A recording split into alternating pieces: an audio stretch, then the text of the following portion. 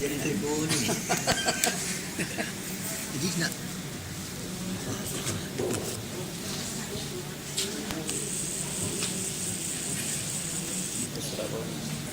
Bismillahirrahmanirrahim.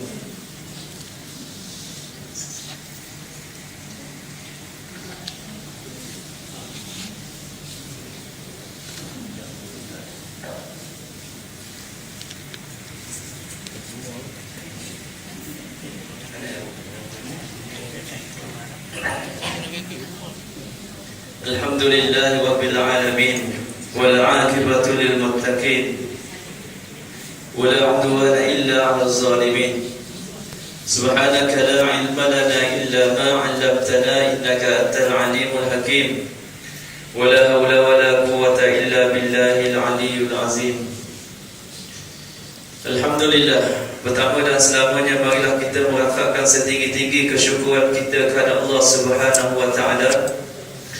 Kerana pada malam ni kita dapat dipertemukan dalam satu majlis ilmu dan kita telah melaksanakan salah satu daripada sunnah baginda Nabi sallallahu alaihi wasallam, yang mana Nabi bagi tahu kepada kita bi ashri nadarajat, yakni siapa yang sembahyang berjemaah dia akan diberi pahala 27 pahala berbanding dia sembahyang seorang diri. Jadi beruntunglah kita, Allah Ta'ala pilih kita dalam banyak-banyak manusia. Allah Ta'ala beri hidayah kepada kita. Maka kita kena bersyukur dan kita mendoakan kepada saudara mara kita dan juga kepada jiran tetangga kita, supaya mereka juga diberikan taufik dan hidayah oleh Allah Subhanahu wa Ta'ala. Dan marilah kita lihat hadis Nabi SAW, yang mana Nabi bagi tahu 1400 tahun dulu, tapi perkara ni berlaku pada zaman mutakhir ini. Kalau kita tengok di mana-mana saja pasti ada. Nabi SAW bagi tahu kepada kita, "Iza kana junul laili aw amsaytum fakuffu siyanakum." Nabi bagi tahu kepada kita, apabila masuknya waktu maghrib, sebelum masuknya waktu maghrib, hendaklah kamu, kata Nabi SAW, bagi tahu kepada anak-anak kamu semua ni supaya duduk dalam rumah pada waktu tersebut. Jangan duduk di kedai kopi, jangan lepak di kedai mamak time maghrib, ataupun bersembang melepak lagi di tepi-tepi jalan. Kata Nabi SAW, "Fa inna syaitan yantasir zina izin." Kata Nabi SAW, kerana orang-orang yang berada pada waktu maghrib di luar daripada rumah tersebut, maka itulah merupakan salah satu daripada perbuatan syaitan. Jadi kita tengok, kalau kita kenal orang tu, kita kenal kaum keluarga kita yang masih lagi duduk di luar rumah, yang masih lagi melepak dan seumpamanya, ataupun anak-anak kita masih lagi duduk di kedai kopi, atau masih lagi lepak di kedai mamak, bagi tahu kat dia supaya dia berada di rumah sebelum mana masuk pada waktu maghrib. Kerana kita tengok sejak mutakhir ini ramai sangat. Tak payah tengok di tempat lain lah, tengok di dalam kampung ni saja. Kadang-kadang tempat pada waktu maghrib tu semakin ramai di kedai. Tak ada masa lain dia nak cari. Time waktu maghrib juga, time tu sedap cakap, time sedap makan, time sedap lepak.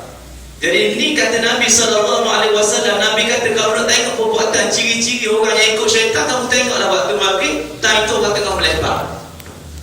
Ini kata Nabi SAW dalam hadis riwayat Muslim.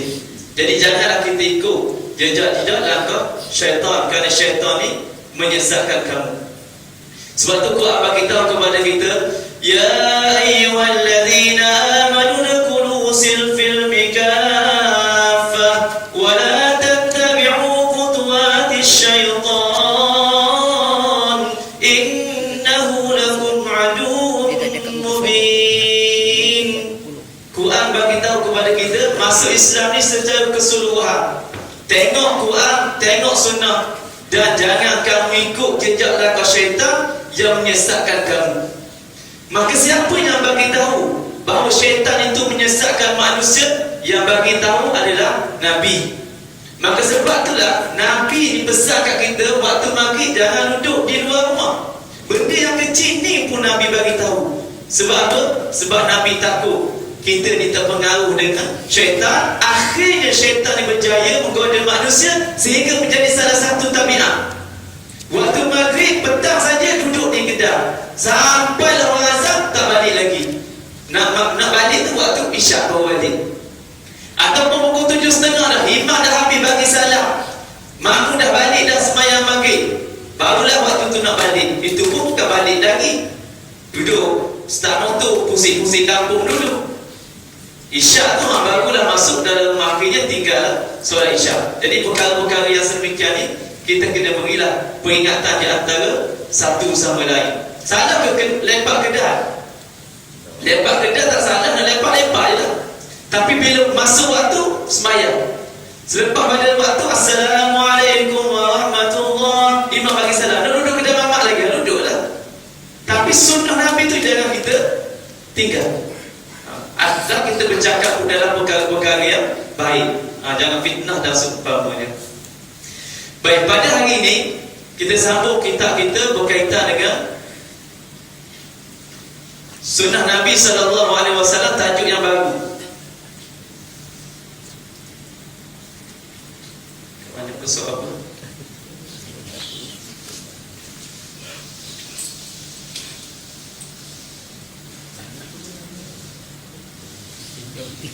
Muka surat 23. Muka surat 23. Baik, 2 minggu lepas kita dah jelas tentang ataupun salah satu daripada topik besar yang berkaitan dengan sunnah Nabi SAW. Baik, di mana Nabi bagi tahu kepada kita berkaitan dengan bab tidur. Bab tidur ni dah habis. Walaupun kalau kita mengaji dalam kitab Sahih Bukhari dan Muslim, ada banyak lagi perkara-perkara yang berkaitan dengan Nabi buat sebelum mana Nabi tidur. Banyak lagi. Cuma yang kita bagi tahu dalam topik 2 minggu lepas, dan kita sudahi 2 topik ini adalah sebahagian daripada hadis-hadis yang riwayat daripada Bukhari Muslim dan juga riwayat-riwayat yang lain. Maknanya apa? Kalau kita balik lepas ni, kita jumpa lagi ada hadis yang lain yang tidak diceritakan dalam kitab yang kecil ni. Maknanya kita tengok balik, kalau riwayat itu riwayat yang sahih daripada Nabi, kita boleh terima dan kita boleh beramal.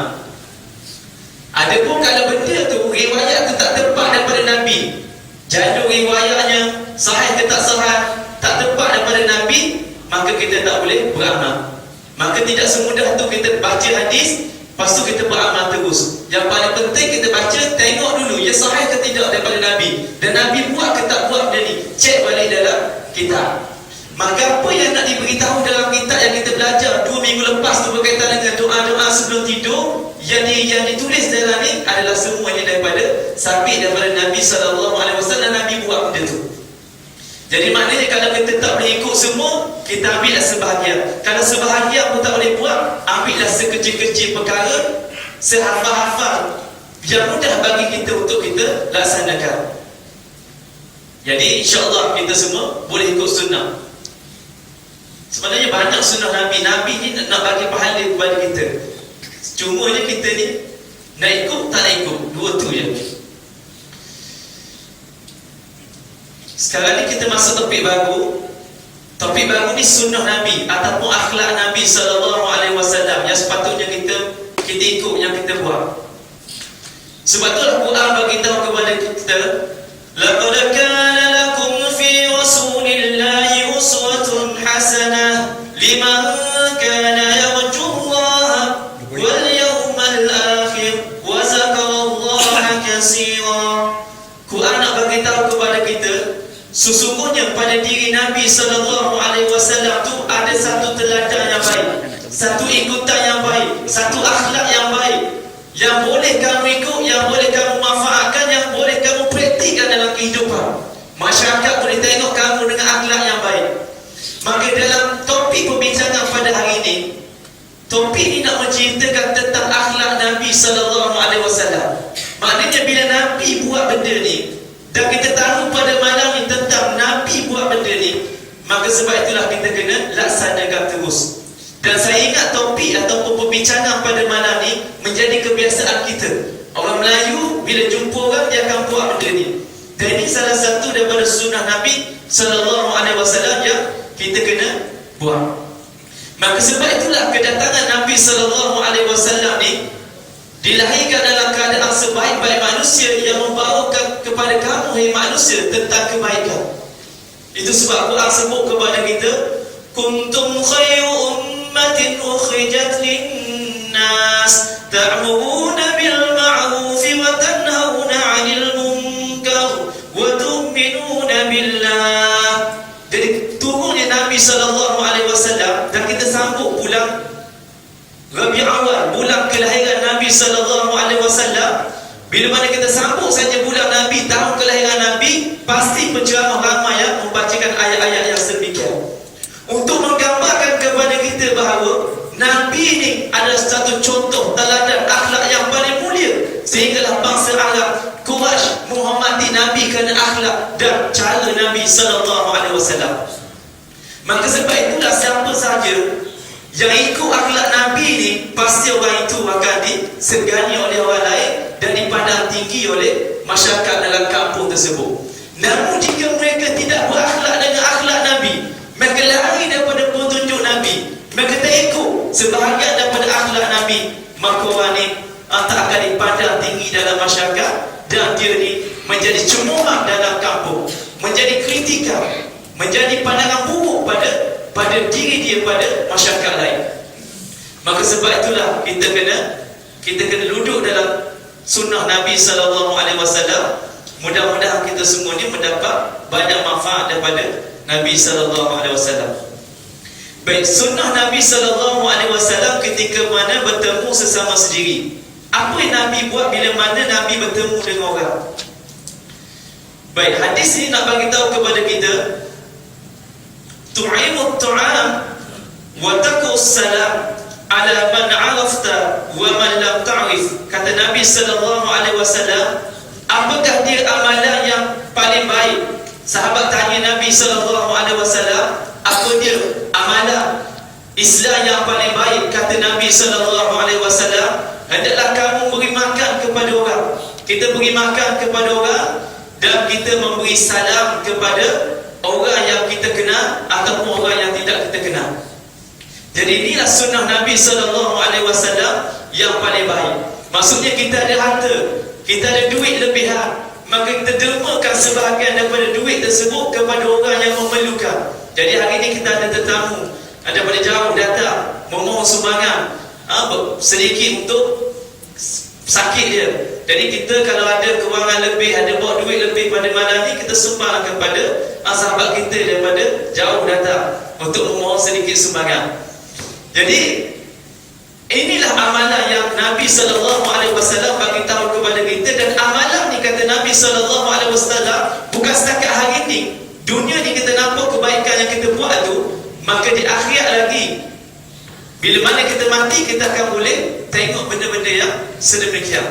Sebab tu Nabi kata bila mana kita mati, salah satu daripada perkara yang boleh menyelamatkan kita bila mana kita mati, sedekah jariyah. Sedekah yang kita dermakan hari ini, kita akan boleh tengok bila mana kita mati esok-esok. Jadi hari ini kalau kita ada duit banyak, jangan simpan banyak sangat.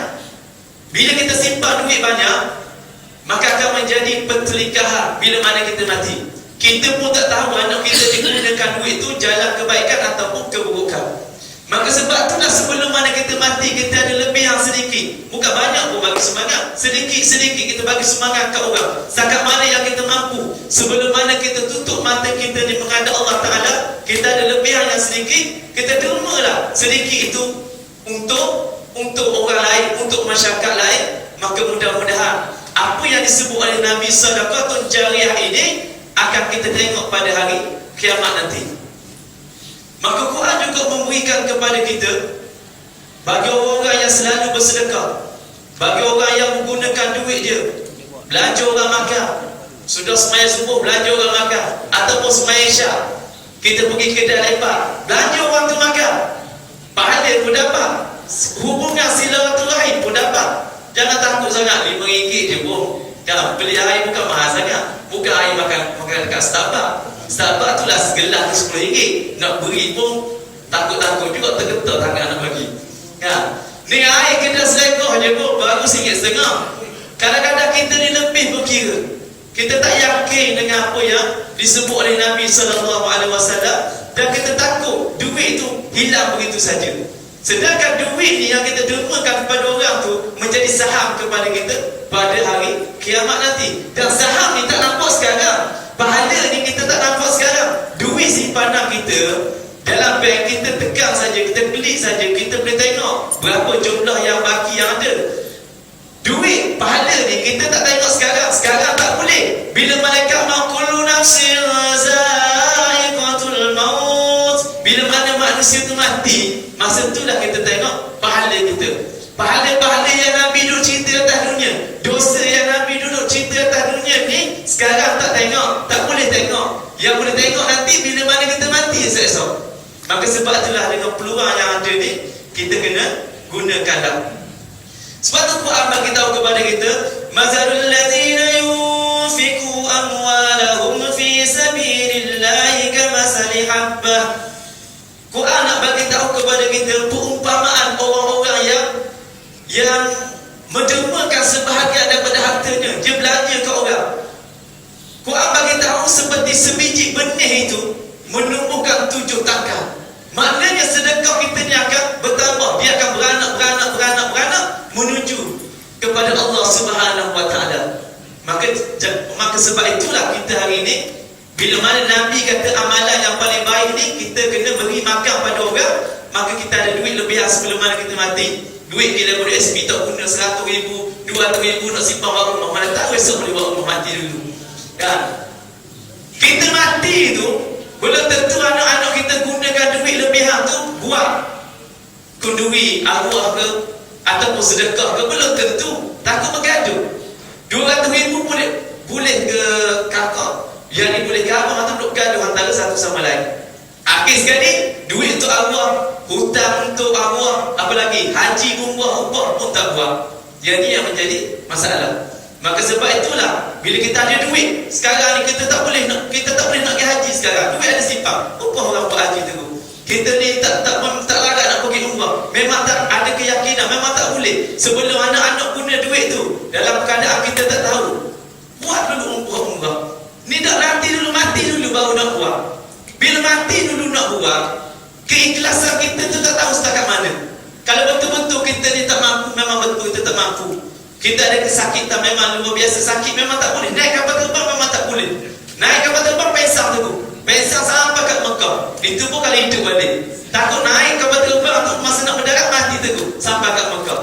Jadi keikhlasan tu biar kita ada. Jangan anak yang gunakan duit tu untuk kita.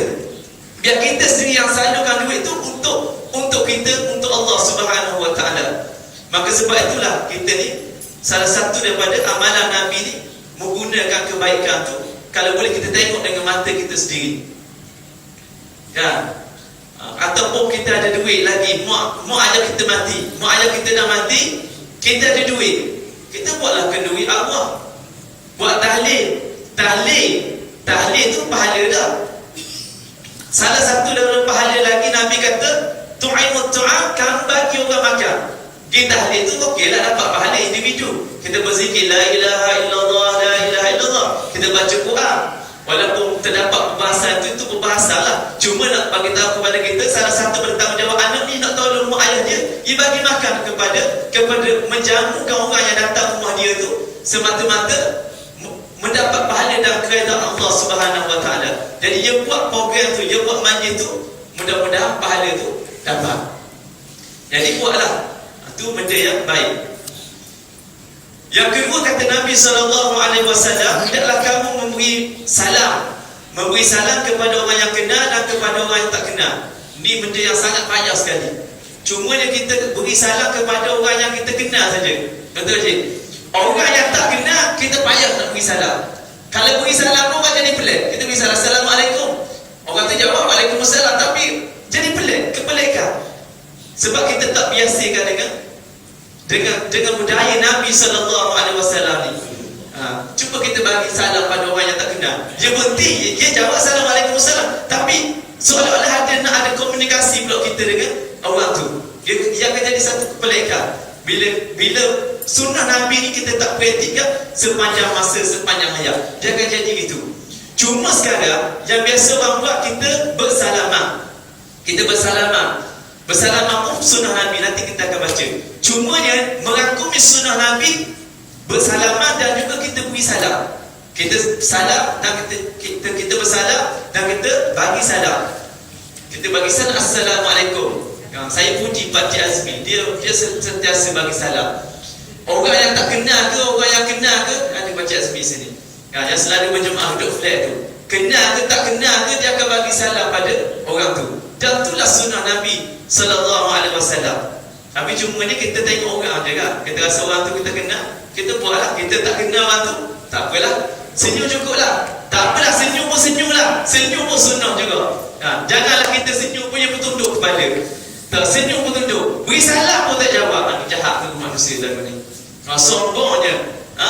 Sebab apa orang bagi salam pun tak jawab, orang senyum pun tak jawab. Jangan jadi perangai yang sedemikian. Baik, itu hadis yang pertama. Hadis yang kedua, kata Nabi sallallahu alaihi wasallam, dakhala rajulun 'ala Nabi sallallahu alaihi wasallam faqala assalamu alaikum faradda alaikum assalam summa jalasa faqala an-nabi sallallahu alaihi wasallam ashhur summa jaa'a khaw faqala assalamu alaikum wa rahmatullah faradda alaikum jalasa faqala ishkuna summa jaa'a akhaw faqala assalamu alaikum wa rahmatullahi wa barakatuh faradda alaihi fajalasa faqala thalasu. Kata Nabi SAW dalam hadis riwayat Tirmizi, hadisnya hadis hasan. Seorang lelaki, 3 orang lelaki datang jumpa Nabi SAW dalam keadaan berbeza. Dia datang kepada seorang yang datang kepada Nabi, dia bertemu kepada Nabi SAW dan diberi salam kepada Nabi, Assalamualaikum. Dan orang yang kedua datang kepada Nabi, dia bagi salam, Assalamualaikum warahmatullah. Dan orang yang ketiga datang kepada Nabi SAW, dia bagi salam kepada Nabi, Assalamualaikum warahmatullahi wabarakatuh. Jadi ketiga-tiga perbuatan sahabat datang kepada Nabi ni, dan dalam keadaan ucapan salam yang berbeza ini merupakan sunnah Nabi SAW. Cumanya dia berbeza dari segi gandaan pahala. Kalau mengikut hadis riwayat Abu Daud dan Tirmizi yang kita baca ni, siapa yang bagi salam Assalamualaikum, kata Nabi SAW, dia akan dapat 10 kebajikan. Kalau dia kata Assalamualaikum warahmatullah, dia akan mendapat 20 kebajikan. Dan kalau dia kata Assalamualaikum warahmatullahi wabarakatuh, dia akan mendapat 30 kebajikan. Baik, kebiasaan kalau kita bertemu dengan orang, kita tak baca panjang tu. Biasanya kita baca pendek, Assalamualaikum, cukuplah. Sekurang-kurangnya kita menghidup sunnah Nabi SAW. Cuma dalam riwayat hadis ini nak beritahu, ketiga-tiga perbuatan sahabat ni jumpa Nabi SAW, walaupun seorang kata Assalamualaikum, Assalamualaikum warahmatullah, Assalamualaikum warahmatullahi wabarakatuh, tapi Nabi nak cerita semua tu sunnah. Cumanya dari segi pahala tu berbeza. Kalau kita tengok panjang sedikit ucapan Assalamualaikum warahmatullahi wabarakatuh, biasanya dalam majlis-majlis kerajaan, majlis rasmi, ataupun kita berucap di pentas. Sebelum kita berucap, kita kata Assalamualaikum warahmatullahi wabarakatuh. Betul? Kebiasaan begitulah. Pun mengikut sunnah Nabi-nya mendapat 30 kebajikan. Kalau kita jumpa orang Assalamualaikum, tapi kalau kita jumpa, takut orang kata pelik, Assalamualaikum warahmatullahi wabarakatuh, pelik tak Haji rasa? Haji rasa pelik tak kalau saya bagi salam Assalamualaikum warahmatullahi wabarakatuh, Haji? Jadi macam jadi pelik kan? Tapi nak ceritanya benda ni sahabat Nabi buat, dan Nabi puji sahabat Nabi buat ni, dan Nabi kata kamu dapat 30 ganda berbanding dengan orang lain. Jadi hadis ni hadis hasan. Hasan ni hadis yang sahih. Jadi buatlah mana-mana yang kita rasa mudah bagi kita. Kan? Tapi jangan mengatakan lo panjang atas sadar bagi. Nak puji apa? Kadang-kadang kita begitu. Boleh tak? Dia tak payah bagi salam, tapi cuma tak praktik. Bila tak praktik, yang tu jadi masalah. Tapi kalau tak boleh bagi salam, kita bersalam mampu, tak menjadi masalah. Nanti ada hadis nanti. Hadis yang ketiga, izantaha ahadukum ilal majlis fayusallim fa iza arada an yakuma fayusallim falaysati ula bil haqq min al akhirah. Kata Nabi sallallahu alaihi wasallam, apabila seorang selesai daripada satu majlis, hendaklah dia memberi salam, dan apabila dia berpisah daripada majlis tersebut, maka hendaklah dia memberi salam kepada orang. Dua keadaan yang berbeza. Kalau kita mengadakan sesuatu majlis, kita menyatakan sesuatu majlis, atau kita ni sebagai leader, sebagai ketua dalam majlis tersebut, maka kita menyudahi ucapan kita seelok-eloknya dengan ucapan Assalamualaikum, kata Nabi. Dan jika mana kamu nak keluar daripada majlis itu, kata Nabi SAW, kamu bagilah salam kepada orang ramai yang duduk dalam majlis tersebut. Maknanya dua keadaan yang berbeza.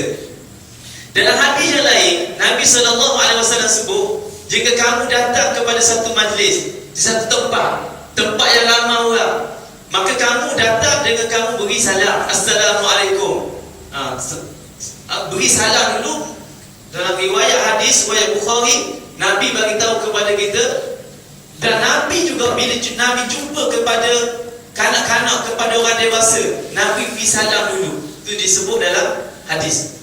Maknanya kalau kita boleh praktikkan budaya ataupun adab yang Nabi ajar ni, insya-Allah orang pandang tinggi kita.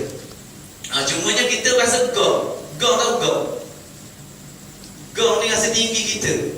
Tak beri salam ke orang pun jadi payah. Jadi tak apalah, kita ni berpangkat, biar orang bagi salam kat kita lah, baru nampak kita nak ada pangkat sikit. Yang jadi masalah. Bila kita letakkan pangkat tu di depan, dia akan jadi masalah. Masalah banyak lah. Bukan setakat sini, di kerja swasta pun ada, kerja kerajaan pun ada. Yang kita boleh tengok tabiat orang masing-masing. Dalam kampung pun ada. Jadi benda-benda macam ni kalau boleh kita buangkan dulu tabiat. Kadang-kadang kita datang ke satu majlis, orang tak tegur kita, marah habis ke orang kampung. Marah, tak tegur aku langsung, sok tak tegur aku. Yang kita mari rumah orang, kita tegurlah orang. Jangan ada suruh orang tegur kita. Kita datang lambat, orang dah duduk dalam majlis tu, nak suruh orang angkat tangan dia, nak suruh orang tegur dulu, bagi salam kat dia. Kalau orang tak tegur, dia marah. Dia kata orang sombong belaka orang kampung ni. Dah tak boleh lagi tu. Jadi bila kita duduk dalam kita duduk tengok jemaah dah ada situ, kita datang dalam keadaan individu, kalau boleh biar kita dibagi salam Assalamualaikum, seperti mana Nabi bagi salam kepada orang dewasa, kepada kanak-kanak. Boleh buat gitu? Tak payah bagi salam. Kita ingat salam. Kalau tak ingat salam, tak sah semayang tau. Sebab akhir semayang tu, Assalamualaikum warahmatullahi, kita bagi salam tu. Tapi kalau tak boleh bagi salam, tak tahu lah nak kata apa. Maknanya semayang selama ni tak sah lah. Baik, yang ketiga, yang ke berapa dah? Yang ketiga, yang keempat dah. Yang keempat, Nabi SAW disebut dalam hadis riwayat Muslim. Nabi kata apa? La tafriqanna minal ma'rufi syai'a walau an talqa akhaka biwajhi talqi. Kata Nabi SAW, janganlah kamu meremehkan sesuatu kebaikan sedikit pun, sekalipun kamu bertemu dengan saudara kamu dengan menunjukkan wajah yang manis. Maknanya dengan wajah yang ceria, dengan senyuman yang menyebabkan orang tengok kita ni, kita tengok orang tu jadi bahagia. Ni kadang-kadang dia bawa masalah daripada rumah, dia jumpa orang. Dia ada tension sangat, masalah stres dengan masalah yang banyak. Dia jumpa orang, dia bawa muka stres dia tu jumpa orang. Orang punya apa tengok. Nabi ni pun ada masalah juga. Nabi ni urus negara. Bukan setakat urus negeri, negara di Madinah. Bukan setakat jadi pemimpin, jadi ketua negara, jadi ketua tentera, didik masyarakat, dakwah masyarakat. Kalau nak kira masalah Nabi tu banyak daripada kita ni. Tapi Nabi ni tak tunjukkan masalah dia tu pada sahabat. Nabi jumpa sahabat pun Nabi senyum. Kita ada masalah dengan bini je pun, salah masak pedas ni, masak habis muka. Tak lelaki tak cakap, jumpa orang pun bawa muka masak dia. Ini menyebabkan salah satu daripada kita tak praktikkan sunnah Nabi. Ataupun jumpa orang bukan setakat senyum, bedak lari daripada orang tu. Tak boleh tu mana duduk dalam daftar jauh, kita pun tak kenal jiran sebelah. Kita tak kenal, kita nak tegur. Hari pertama kita tegur, Assalamualaikum. Dia jawab Waalaikumsalam. Waalaikumsalam tu mata tak tengok, Waalaikumsalam nak bawah begini. Kalau mata tak tengok orang beri salam, mana-mana nak kenal jiran? Takkan kenal jiran. Assalamualaikum, Waalaikumsalam, tunduk begini. Macam tengok orang tu macam tengok hantu. Macam mana kita hubungan sosial dengan orang? Kalau perception pertama kita dengan orang begitu, maksudnya dalam hubungan kita dalam organisasi, kita memang macam tu. Perangai kita pun akan bawa sampai mana-mana. Sebab tu Nabi ni dia tak bawa perangai dia gitu. Nabi ni tunjuk contoh teladan. Salah dengar Nabi tengok mata dia, Nabi senyum. Nabi senyum, bukan cium.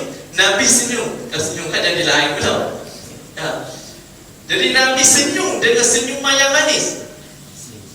Jadi kita hari ni pun jadi masalah. Duduk jiran rumah sebelah, tak kenal nama jiran apa, tak kenal. Balik rumah tutup pintu, tegang dia.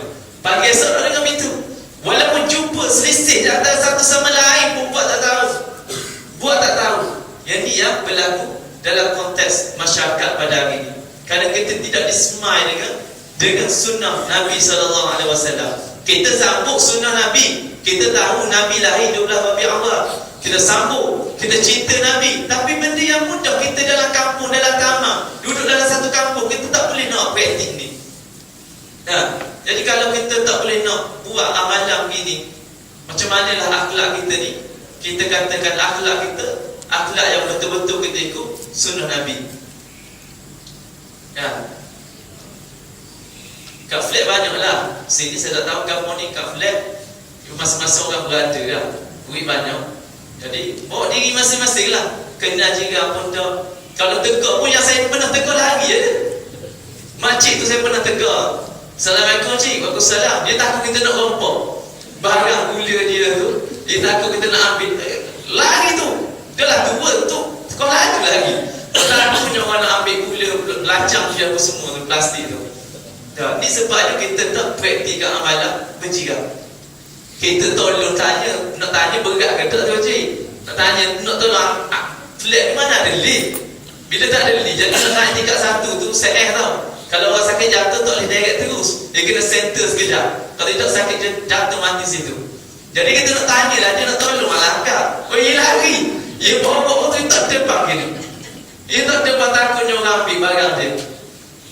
Inilah barangnya bila mana kita tak yakin. Jadi kita beri satu persepsi yang buruk pada jiran terus, yang buruk pada jiran terus. Inilah masalah yang kita kena buat.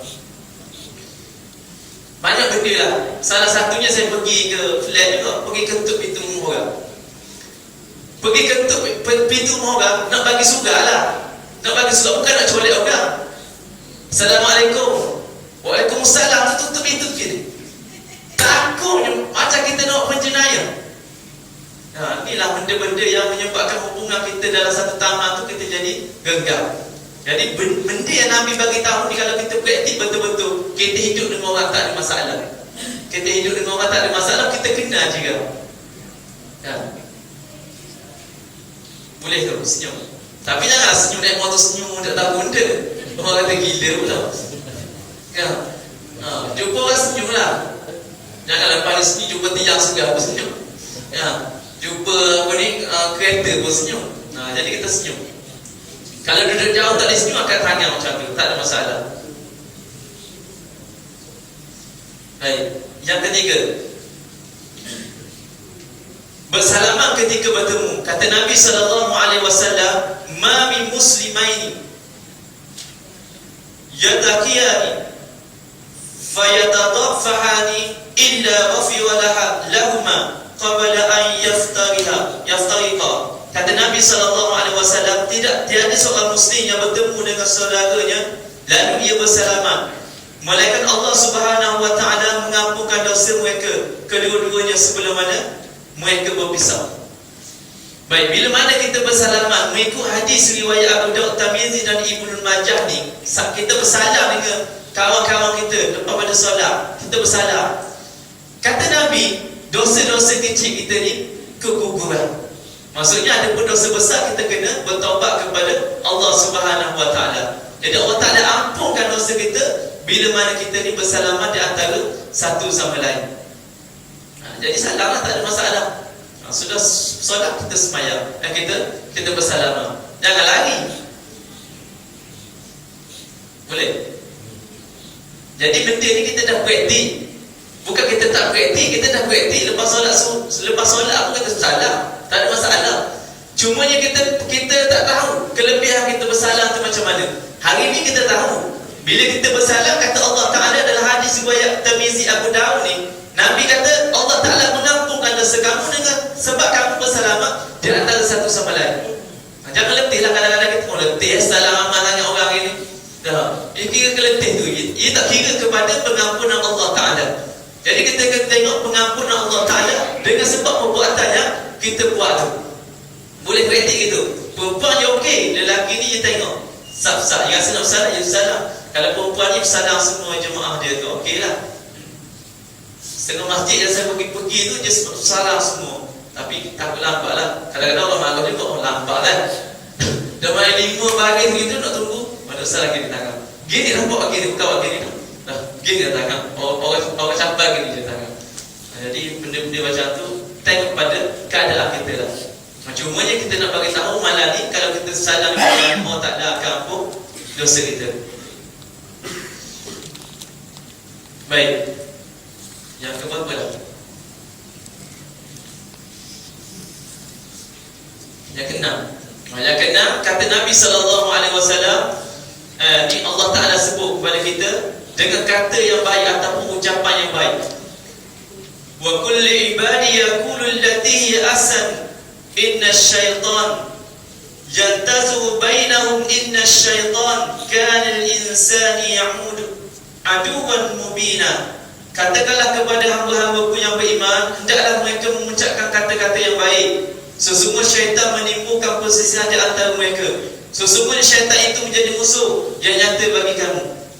Baik, hadis ni ataupun ayat Quran ni nak bagi tahu kepada kita tentang ucapan kita, kelakuan kita, akhlak kita, perbuatan kita ni. Kita nak bercakap dengan orang kalau boleh dengan bahasa yang baik, bahasa yang sopan. Jangan guna ikut ustaz kita nak cakap dengan orang. Tengok keadaan. Kalau rasa kawan kita rasa rapat, tak apalah. Ni baru kenal, cakap berseroboh macam apa, tu tak jaga akhlak. Dan orang pun boleh nilai kita tu macam mana diri kita. Kadang-kadang perangai kita tu yang buruk-buruk tu kita bawa pada masyarakat. Yang jadi masalah. Benda-benda yang buruk ni jangan kita bawa pada diri kita. Ataupun kita tak setuju dengan orang pun, orang datang kepada kita, datang kadang-kadang orang tabligh pun datang kat rumah tutup pintu, kita lari. Tak apalah, tutup pintu. Kita tak dengar dia dulu. Kadang-kadang dengar lah dulu orang datang ke rumah, bukan nak masuk suruh air pun. Dia nak bercakap dengan kita sepatah dua patah, suruh apa ni, suruh pergi surau masjid. Kita pun dengan akhlak yang buruk kita tutup. Kita pun jawab tak apalah, tak apa, suami tak ada alasan. Bukan nak masuk dalam rumah nak cakap. Alasan kita kalau boleh bercakap dengan bahasa yang baik. Ataupun orang mari jual barang ke, tak apalah cik pergi rumah tu lah, kita tak ambil barang lagi. Biarlah dia cakap dulu sepatah macam mana. Kadang-kadang kita tu belum dia cakap, tak apalah, biarlah pergi dulu menurut dia. Perangai kita tak dengar dulu benda yang nak sampai. Kadang-kadang orang anak yatim datang kepada kita hentik dia, mu mari mana malam-malam ni, duk pergi balik rumah, tak pergi balik asrama. Kita marah ke budak, sedangkan budak tu dipergunakan. marah pada budak buat apa? Akhir sekali budak pun sakit hati dengan kita, berdendam dengan kita. Sebab tu Quran kata, wa amma sa'ila fala tanhar, jangan kamu hedik, jangan kamu hina orang dengan sebab perbuatan kamu, dengan sebab kata-kata kamu tu. Jadi kalau kita tak setuju dengan orang tu sekalipun, jangan kita gunakan mulut kita ni dengan benda yang buruk. Sampai orang tu dengar ayat kita tu terasa panas. Jadi kalau boleh jangan buat perangai seperti itu. Nabi SAW bagi tahu kepada kita, wal kalimatun thayyibatun sadaqatun. Ucapan ataupun kata-kata yang baik itu merupakan sedekah. Sedekah kita. Maknanya kita cakap benda baik pada orang ni, satu sedekah. Jangan kerja nak marah orang saja. Kita tahu dah budak tu memang buat salah. Kita memang tahu budak tu salah, kita pergi makin hampir tu sampai kita pula nak buat jahat pada budak. Jadi kita buatlah benda yang kalau boleh guna bahasa yang baik. Janganlah nak marah orang tu, marah depan orang. Budak tu buat salah, nak tunjuk kita ni terror dalam kampung. Dah wah budak marah. Lepas tu orang tengok apa? Oh, budak ni buat salah, curi sikit, 50 sen dia curi. Riuh satu flat, satu tamak. Nak tunjuk kita ni ambil berat tentang benda tu. Cara tu tak betul. Nak nasihat orang panggil budak, okey budak mai sini. Ni perbuatan ni salah, gini. Dia kata nak jengkau orang tu, nak lau suara kuat-kuat tu, nak semua tengok kita ni hebat macam mana. Cara tu pun tak kena. Nabi bil hikmah. Nabi cakap, Nabi tegur orang pun dengan bil hikmah, dengan cara yang baik. Jadi kalau kita boleh praktikkan begitu, okey, tak ada masalah. Pengalaman saya masa mengajar SMK Kiara Mas sekolah, saya ni cek pengetua letak sekolah yang paling jahat sekali, kelas yang paling budak paling jahat. Maknanya kereta guru yang pancik tayar budak tu lah. Apa lagi yang tulis dengan liquid di kereta cikgu, budak ni lah, pilah tu lah. Apa lagi yang khianat masuk dalam bilik guru letak barang-barang yang pelik-pelik, budak ni lah. Tapi saya ni masuk dalam kelas tu, memang tutup kelas tu. Kita masuk pun ibu tak tahu, kita masuk pintu depan, keluar pintu belakang. Kita jumpa tu apa mana. Masa sebelum masuk tu tengok budak tu ada lagi. Bila kita berjalan nak masuk pintu depan, tengok budak tak ada tu. Tengok yang keluar ke belakang, ya kita dah. Ni perangai. Tak masuk kelas. 2 minggu tak masuk kelas. Ya perangai. Dia ingatkan kita tak mahu, kita nasihat. Kita tak tahu, dia pun keluar. Keluar yang memang tak nak belajar budak ni. Memang cikgu pun disiplin pun takut nak otak budak ni. Cikgu disiplin tu, sekolah tu waktu tu, cikgu pun kuat. Cikgu lelaki saya tak tahu apa tak nak jadi guru disiplin. Tak tahu takut ke, ataupun tak jadi, tak boleh nak jadi guru disiplin, tak tahu. Waktu tu cikgu perempuan. Bila cikgu perempuan jadi guru disiplin, macam mana keadaan? Kalau cikgu perempuan disiplin betul-betul, okey. Dia cikgu perempuan sekali lembut, sekali garang, sekali lembut, sekali garang. Jadi budak pada waktu tu memang teruk. Waktu saya masuk, teruklah budak tu, merokok dalam tanah gitu. Cikgu tengok budak merokok. Dia kata apa? Cikgu kata, kemulah merokok mati-matimu. Setakat tu, di waktu saya duduk sekolah tu, masuk dalam kelas, duduk dalam kelas. Waktu tu dia tak berani lagi dengan saya. Saya pun kalah juga. Jadi cikgu perempuan, saya masuk ronda berjalan. You boleh duduk atas kursi, duduk gitu, duduk tak style, duduk orang tengok lempak macam mana. Duduk atas kursi dengan kaki naik ke atas tu. Gitulah. Tapi cikgu perempuan saya nak kata apa? Tegur kan takut kereta kejar. Tegur kan takut lepas ni kereta ni kena kalah. Jadi buat tak tahu je lah. Buat tak tahu. Okey, sekali saya masuk. Budak ni nak orang, dia memang gangster betul.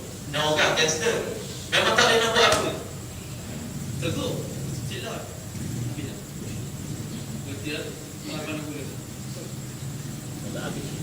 Jadi bila apa ni, bila